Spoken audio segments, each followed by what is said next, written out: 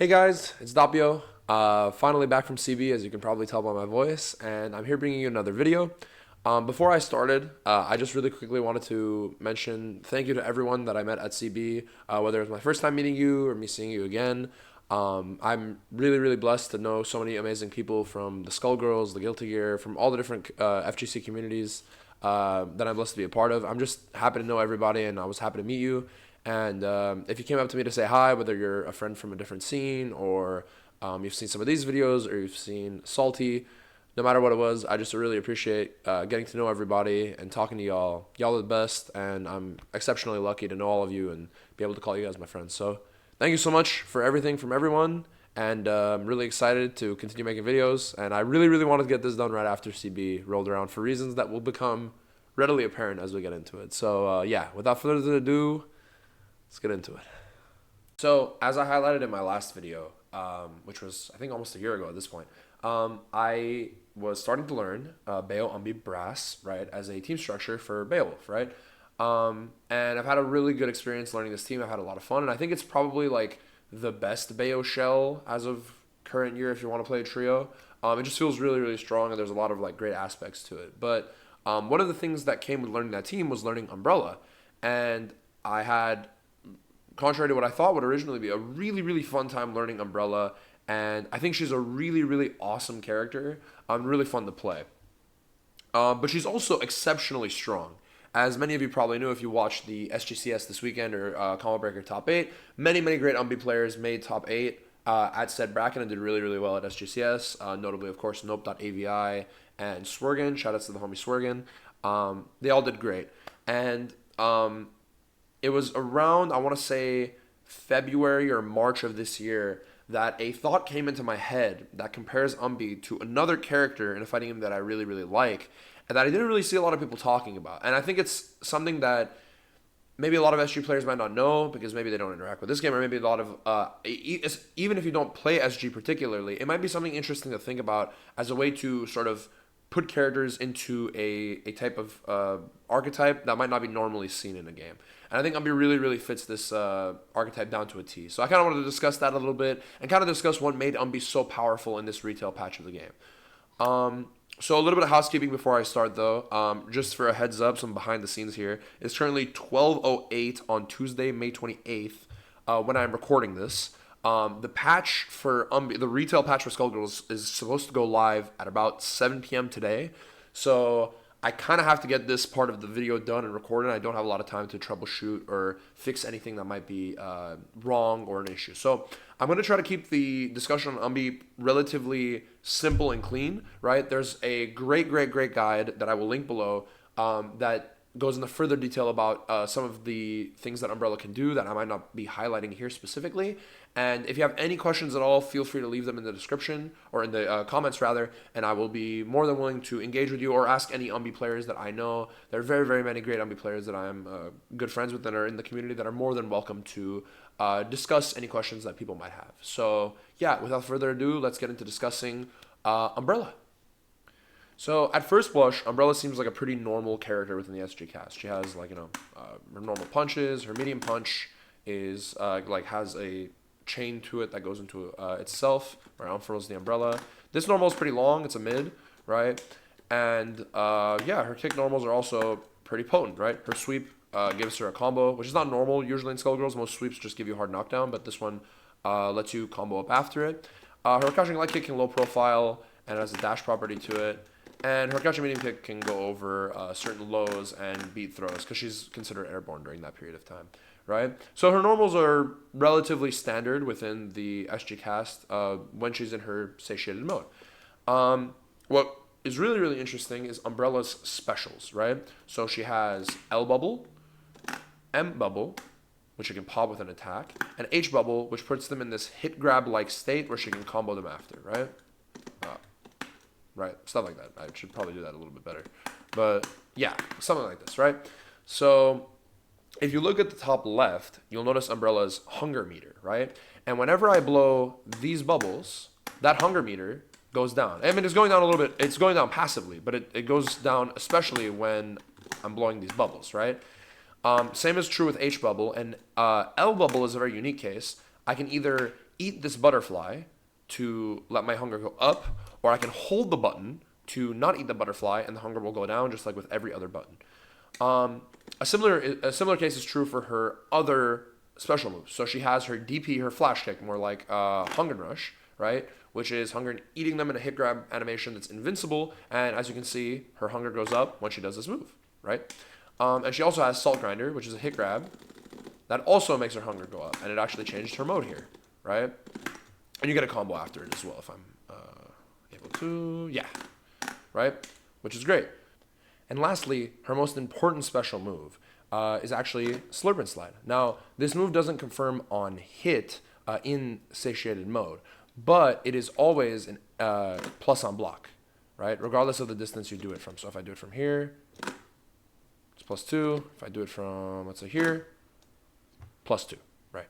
So Umbrella has the satiated mode, which we discussed prior, which is just her normal mode. Everything works kind of as how I described. She also has, if her hunger maxes out, she goes into Overstuffed, which maxes out her combo damage to a crazy degree, but makes her normals exceptionally slower.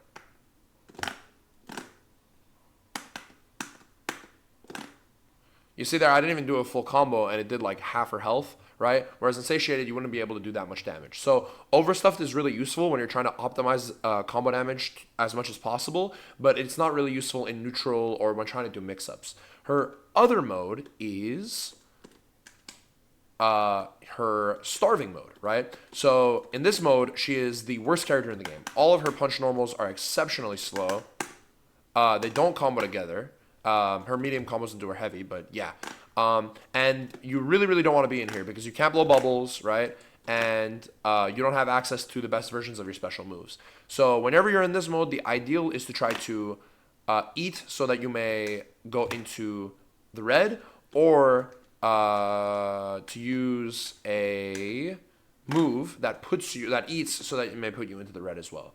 And once you're in the red, you're in Ravenous, which we will explain right now. So if you're at all familiar with how great Umbrella is as a character in the current version of Skullgirls, you'll definitely be familiar with Ravenous. It's probably, or no, actually 100% definitely her strongest mode to be in for a wide variety of reasons, mainly of which being her normals. So starting with her crouching jab, it is 4-frame startup, and it is +6 on block. This is the fastest normal in the game, and it is probably one of, if not the most advantageous on block light normal, right? Which chains into her crouching medium punch. So it's very, very, very, very strong, and defensively and offensively.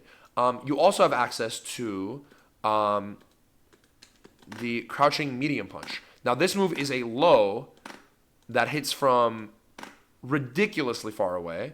And you might be saying, well, in the other mode, I mean, you couldn't convert from this, right? So like you can't sweep here or 2 HP. How would you convert off of a 2 MP from this range? Well, Slurp and Slide also gets buffed in this mode, and it allows you to convert meteorlessly, which is really, really, really strong, because it lets you get solo combos like this, which do a great deal of damage, right? So she gets to convert off this exceptionally long-range low that chains from a very, very fast and very, very plus crouching light punch. Now, her low pressure is really, really strong there, and she also gets access to a instant overhead jumping medium punch. Now, I'm going to set blocking to always and blocking to low, and you can see this hits instant overhead on Peacock. It actually hits instant overhead on every single character in the game, and is a very, very strong tool for opening characters up. And it is very, very fast as well, so it retains its property in every other mode of being a strong air-to-air button. But yeah, it just hits them instant overhead and full converts with her crouching medium kick. Like so. So she has very, very powerful overhead presence. She has very, very powerful low presence.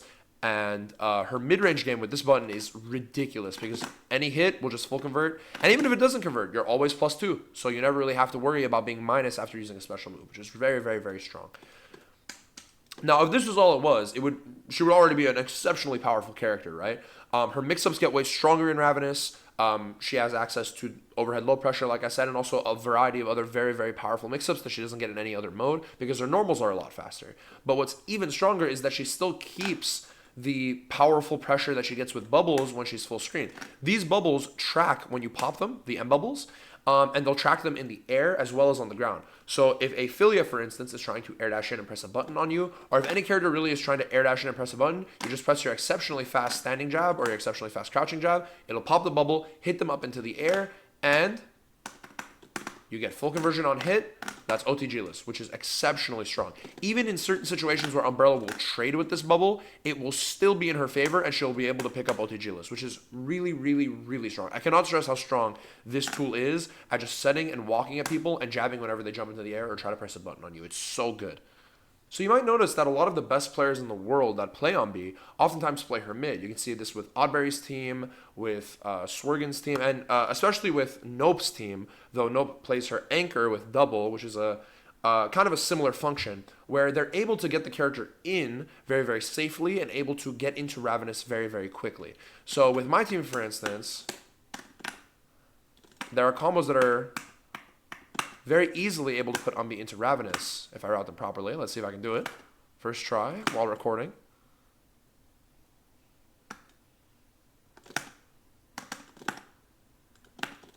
And as you can see, she is currently in Ravenous, ready to do another mix-up, right? So before Umbrella even gets to play neutral, she is in a mix-up situation in Ravenous, ready to kill you. And this is very common for a lot of the very, very, very strong umby shells that we see. For instance, in Nope's team, whenever he gets down to double, he's able to do double car into DHC with umby rednet reflector, right? Something similar to this.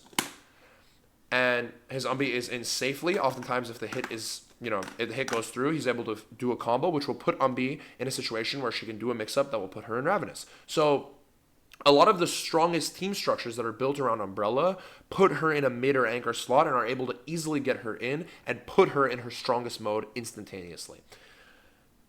What might this remind you of from any other game? Now, a lot of people have sort of remarked on how umby reminds them of a character like Shumagrath or maybe like Holy Order Soul. That's what her actual original design documents are very much so based on, right? This character who sort of scales or builds up a mechanic and also functions with this like eldritch abomination creature, which is what Hungern is.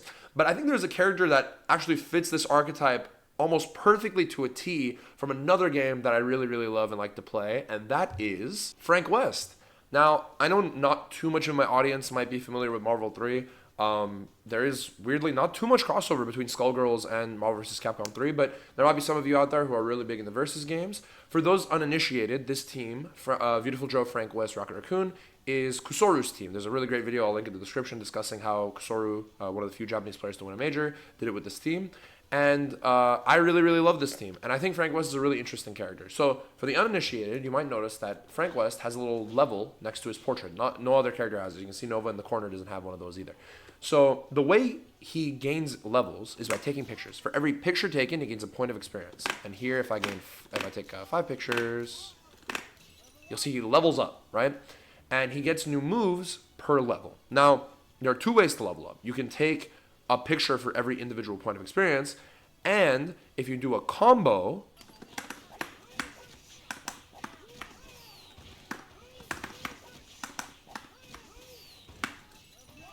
he'll gain a level. So he gains a point of experience for every single hit in the combo and an additional for every single camera snapshot taken. So you can actually take him from level 1 all the way up to level 5 with just one combo if the combo is long enough. So you might be wondering, what does Frank get at each of his levels? Is it similar to umby where he gets like stronger moves or stronger punch normals or stronger anything?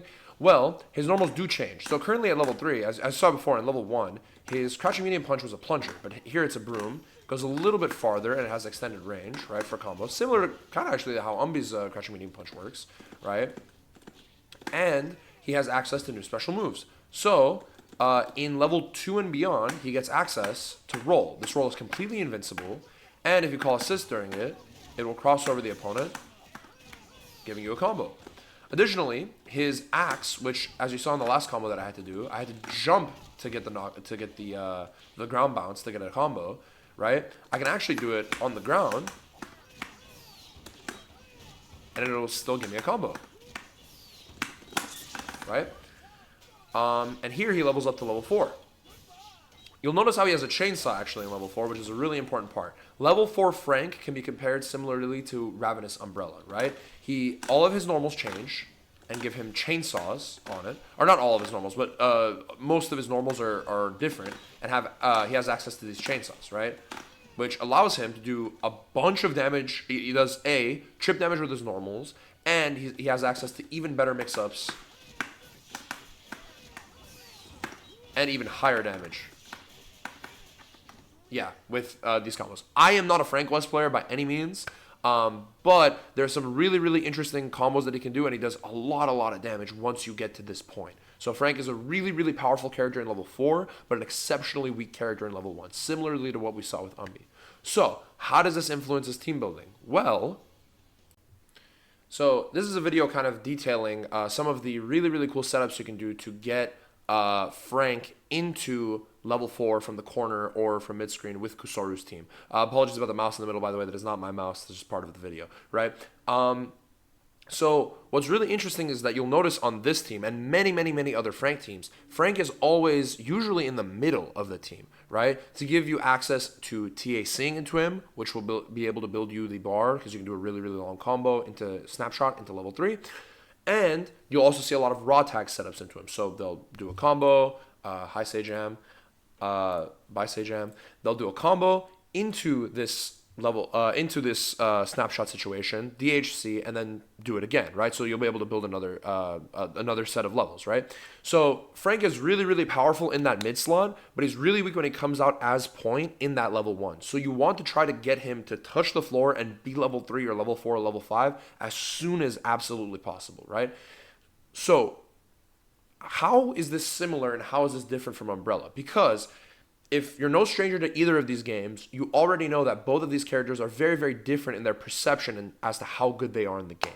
In almost any tier list that you look for Skullgirls in the current day, or if you just ask really any of the players who are currently playing the game or have played the retail patch, they'll tell you that Umbrella is an exceptionally strong character in the game. In fact, probably one of the 3 like really, really top tier characters, up there with Fortune and Peacock. But if you ask people what they think about Frank West, very often they will say that if you get level 4 Frank, he's a very, very powerful character, but you won't really see him too frequently in current day high level tournaments, and he doesn't really do as much as many of the other top tier characters in the game, such as Virgil, Zero, Doom, these other very common, usually mid or anchor characters, right? They're not as commonly seen, especially compared to Spencer, because Spencer's everywhere nowadays. But yeah, why is that? What are the differences between these two characters, right? So a lot of this information is courtesy of the fantastic Umbrella players that I have the courtesy of calling my friends, who have asked and consulted on this matter, but also the Marvel Discord.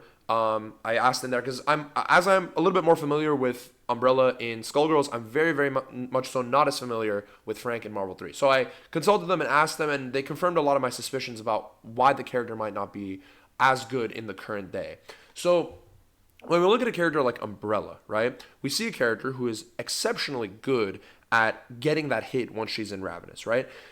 She is a exceptionally strong character because she has high damage, right, when she's in Rav. She has great mix-up when she's in Rav. And her movement is relatively standard and good, right? It's a kind of a staggered dash, but she's relatively small. Her normals are pretty good and pretty fast, right? So she doesn't really have too many problems in that regard. And with Frank, you actually see a lot of the same features. He has this slide, right, which goes under a lot of things, and he has access to that in every single level. And his normals are relatively big, right? So he can confirm from a lot of really crazy ranges, right? He has a lot of great jump in normals, a lot of similar stuff to what you see to Umby. But what needs to be put into context first is the game, right?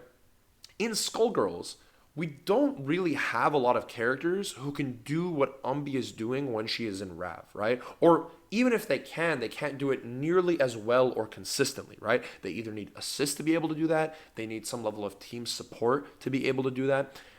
Umby can just do it when she's in Rav, right? And she doesn't really have much downside compared to those other characters, right? So it's going to be a lot more polarizing compared to a game like Marvel where, while Frank is very good in level 4, there's a lot of other characters who get similar, if not greater reward with significantly less resource, right? You're able to put those characters in a place where they're on par with or even better than Frank, right? Such as Zero, with significantly less cost and less effort on the person playing the team and the person team building, which is another important aspect, right? So this is a match from the Skullgirls Championship Series that was played out at Combo Breaker, right? And you can see here, no DH thing, using double into Umbrella, right? And then back in a double, right, to continue the combo. Nope's team right now, the way that it's built, Peacock double into Umbrella, right, is a team structure that is very, very common in within Peacock players, right? A very, very famous team structure is Peacock double into Big Band, right? That's actually what Mero was playing at this very, very same tournament, right? So slotting Umbrella into that slot is not too much of an exchange, right? Yes, you do lose access to Big Band's brass assist or DP assist, or even A Train or various other very great assists that Big Band has access to. But you get in return Umbrella's exceptionally good 6 HP assist, right, which is the big staff that she goes all the way up and then all the way down. It's a great anti-air assist, does a lot of great stuff. But in this situation, when you get Umby in and you have her in Rav, you have an exceptionally good character all by herself who's very, very self-sufficient and can fight basically any character in the game. And if she gets the hit, she has the best mix-up, right? The best post-hit offense and or the best pre-hit offense, I should say, rather, and some of the best incoming mix-ups in the game with medium bubble meaties, right? And she can do the squirt setup, which is also a really good setup. It's kind of hard on Peacock, but yeah. So Umbrella, the opportunity cost of playing Umbrella versus playing any other anchor is relatively low compared to a character like Frank West. So let's look at some Frank West teams. When looking at your standard Frank West team, you're oftentimes going to see one very, very, very important character, Dante, right? Dante enables Frank so much that it is kind of really, really, really silly to not be running Dante on a team where you're playing Frank West, right? So that's already a really big point. And as you can see here, Ray acknowledging that snaps in Dante in order to kill him so that Frank has an even harder time getting levels. And you're going to see when Frank comes in here, right? It's going to be very, very difficult for Frank to be able to get those levels without access to the structure that helps him get it, right? That is really the main problem with Frank, outside of the fact that other characters get similar reward for less effort, is that you have to build your team around Frank West. You have to make it so that Frank can be enabled super duper easily, or just, it's very consistent to be able to enable Frank, even if it's not easy, so that he can be a character that is reliable and powerful. If he doesn't get access to that, it's very, very, very hard to actually do the game plan that your team is around. And because the character pigeonholes you into very, very few characters that can actually enable Frank with certain routing and combos, you're not able to play very, very flexible and honestly very well-rounded team structures, which is what a lot of Marvel is known for, being able to pick different characters and being able to build teams around every single situation, right? So yeah, in the case that they both get enabled and they're both working, Umby and Frank can be two very, very powerful characters in their respective games. But the thing that separates these two is the game that surrounds them. What lets them be the powerful character that they want to be, and how does that actually work? Now, for what it's worth, me as the Doppio talking here, completely subjectively, I really, really love this archetype of character. I think it's super duper interesting, right? Because very rarely do you see the kind of design of a character that you would see in something like a MOBA or maybe a RPG or something like that, where you get to level the character up and see them progress as you go, right? And it's almost a self-balancing mechanic, right? Because the character can be very, very, very weak, exceptionally weak, right? If they're not able to get started. But once you're started, you can be as strong as you want to be, right? That power fantasy is kind of what's so enticing about certain RPGs or certain MOBAs, right? Getting that slow build of power is really, really, really awesome, right? So I think it's a really fun mechanic to have in a game. Now, we're seeing currently Umby is getting addressed, and actually right now as I'm recording this, the update is live, so I probably should be going and testing some stuff there, but Umbrella is a very, very different character than what she was initially, and I think that's a really good thing. I think the character was really problematic in a lot of ways, and I think she had a lot of issues in terms of just how relative she was to the rest of the cast, how easy it was to get her going, and how powerful that game plan was when she gets started, right? But I still think she's going to be a really, really interesting character. She still has very similar hunger mechanics, and she's still a really interesting design for what a fighting game character in this sort of small niche that is taken up by maybe one or two different characters can really be. And I'm interested to see what new strategies and what new techniques develop with that character. So yeah, honestly, this was just something that I wanted to make as a labor of love. I knew this was going to be maybe the last time I got to really talk in detail about the current version of Umby and maybe some of her problems. I think the character is really, really powerful, maybe, unnecessarily so in a lot of ways, right? She's an exceptionally powerful character for not a lot of work.